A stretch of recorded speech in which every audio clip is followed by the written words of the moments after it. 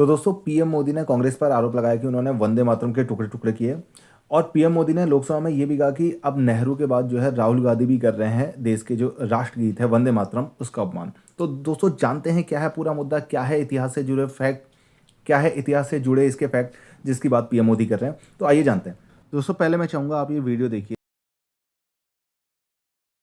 मोहम्मद अली जिन्ना ने वंदे मातरम के विरुद्ध का नारा बुलंद किया। फिर कांग्रेस के तत्कालीन अध्यक्ष जवाहरलाल नेहरू को अपना सिंहासन डोलता दिखा। बजाय कि नेहरू जी मुस्लिम लीग के आधारहीन बयानों को तगड़ा जवाब देते, लेकिन उल्टा हुआ। वो ऐसा क्यों कर रहे वो तो पूछा ही नहीं, न जाना, लेकिन उन्होंने वंदे मातरम की ही पड़ताल शुरू कर दी। 20 अक्टूबर को नेहरू जी ने नेताजी सुभाष बाबू को चिट्ठी लिखी। उस चिट्ठी में जिन्ना की भावना से नेहरू जी अपनी सहमति जताते हुए कि वंदे मातरम की, ये जो उन्होंने सुभाष बाबू को लिखा है, वंदे मातरम की आनंद मठ वाली पृष्ठभूमि मुसलमानों को इरिटेट कर सकती है। तो दोस्तों राष्ट्रगीत वंदे मातरम को 150 वर्ष पूरे होने पर मंडे को लोकसभा में विशेष चर्चा हुई। इस चर्चा को स्टार्ट करते हुए ही पीएम मोदी ने इतिहास के सहारे कांग्रेस को घेरा। पीएम ने आरोप लगाया कि मुस्लिम तुष्टीकरण की राजनीति के दबाव में कांग्रेस ने वंदे मातरम के टुकड़े टुकड़े कर दिए।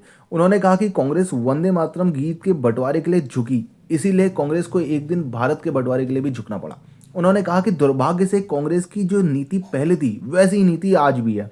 आज भी जिन जिन के नाम के आगे कांग्रेस जुड़ा हुआ है वो सब वंदे मातरम पर विवाद खड़ा करते आए हैं या करने की कोशिश करते हैं। उन्होंने राहुल गांधी पर भी सवाल उठाया और कहा कि संसद में इस पर गंभीर चर्चा चल रही है, पर जो अपोजिशन के जो लीडर राहुल गांधी हैं वो सदन में मौजूद ही नहीं है। पहले नेहरू, अब राहुल गांधी ने वंदे मातरम गीत का अपमान किया। तो इसका ऐतिहासिक फैक्ट क्या है वो जानते हैं। तो दोस्तों मोदी जी ने बताया कि जो जिन्ना है उसने लखनऊ से 1937 को जब वंदे मातरम के विरुद्ध जो नारा है अपना बुलंद किया था, फिर कांग्रेस के उस समय के जो अध्यक्ष थे जवाहरलाल नेहरू जी, उनको अपना सिंहासन डोलता हुआ दिखाई दिया। तो नेहरू जी ने मुस्लिम लीग के आधारहीन बयानों को जवाब देने और उन जवाबों की निंदा करने के बजाय वंदे मातरम की ही पड़ताल शुरू कर दी। जिन्ना के विरोध के 5 दिन बाद नेहरू जी ने सुभाष चंद्र बोस को चिट्ठी लिखी और चिट्ठी में बात कही कि वंदे मातरम की आनंद मठ वाली जो पृष्ठभूमि है वो मुस्लिम्स को इरिटेट कर सकती है।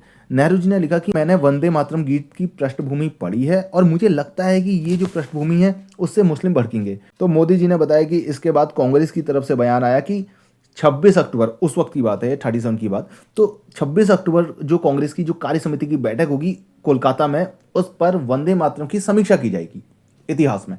ठीक है।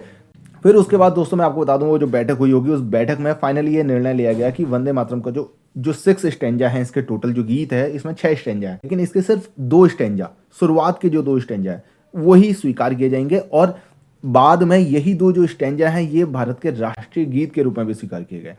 तो दोस्तों यही थी आज की न्यूज जो मुझे बतानी थी। बाकी मिलते हैं आपसे कल अगले वीडियो में, तब तक के लिए धन्यवाद।